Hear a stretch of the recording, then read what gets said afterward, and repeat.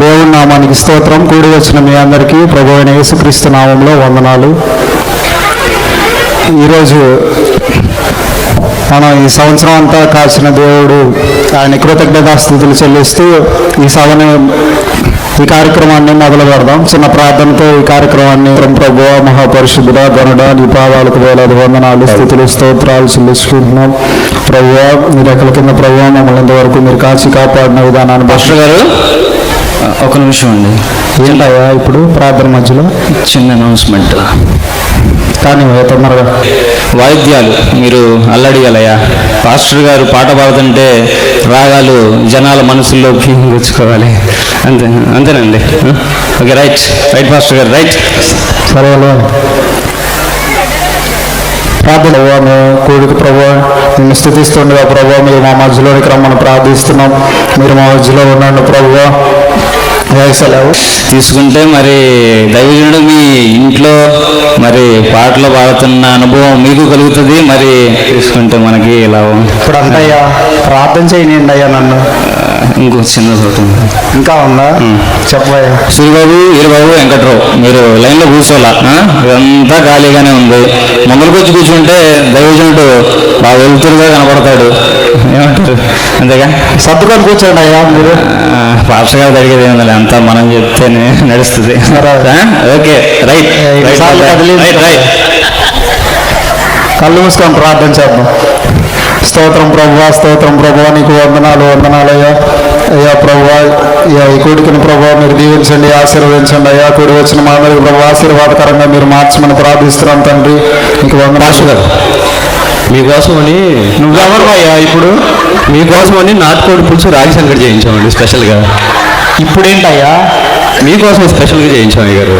ఇప్పుడంటయ్యా చెప్పేది నువ్వైనా మళ్ళీ తిండి గురించే చెప్తావేంటయ్యా? ఇప్పుడు కాదయ్యా, కోసం ప్రేమతో చేయించాము గారు. ఇప్పుడు మీరు తినకపోతే అయ్యా ఇప్పుడు కాదయ్యా, తర్వాత అయ్యా. స్తోత్రం ప్రభువా, నీకు వందనాలు చెల్లించుకుంటున్నాం ప్రభువా. అయ్యా ఈ సాతాను ప్రభువా ఈ స్టేజ్ చుట్టూనే తిరుగుతూ ఉన్నాడు ప్రభువా. అయ్యా మీరు బంధించండి ప్రభువా, నీ నామములో ప్రార్థిస్తున్నాను. చిన్న అనౌన్స్మెంట్. నువ్వెవరయ్యా మళ్ళీ? వాళ్ళిద్దరూ ఊరే పని మీద వెళ్ళలేదు పాస్టర్ గారు, అందుకని నేను వచ్చా. ఈ కార్లు సరిగ్గా పార్క్ చేయలేదంట, వాడు ఎవడో గాలి వేస్తున్నాడంట. మన వాలంటీర్లు అందరూ ఎక్కడ ఉన్నారయ్యా? చూసుకోండి అయ్యా, చెప్పాలా ఏంది? మాకు తెలుసులేదు కదా పాస్టర్ గారు. సరే పాస్టర్ గారు. ఏంటయ్యా బస్సు బాగుంది పాస్టర్ గారు. ఇలా ప్రార్థన జరగనిచ్చేటట్లు. మరుసటి రోజు మరో కార్యక్రమం.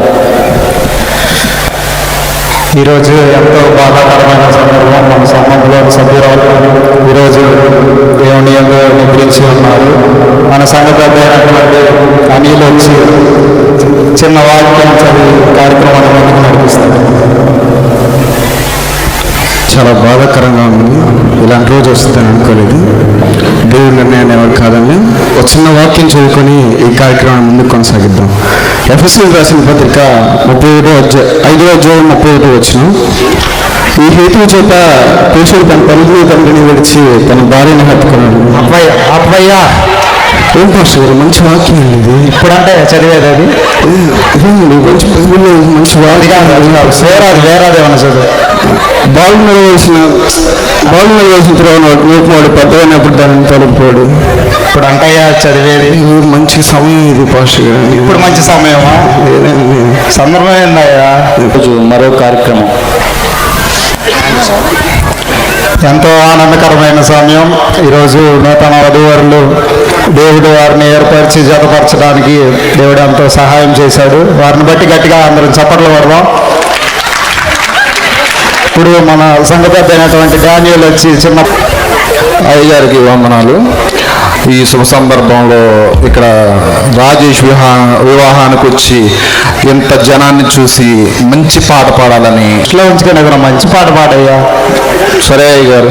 చేసుకున్న పాపం బ్రతుకంతా మిగిలిన శూన్యం. ఆపయ్యా.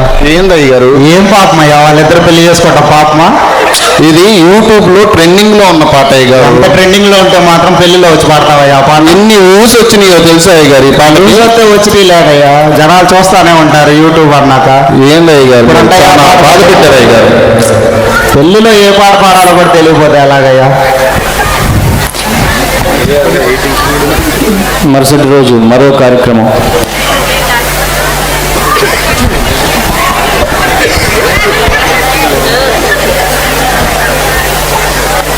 వాడి 18 సంవత్సరాలు దేవుని కృపలో భద్రపరిచాడు. ఈరోజు 18 సంవత్సరాలు నేను సందర్భంగా బర్త్డే ఏర్పాటు చేసి ఉన్నాం.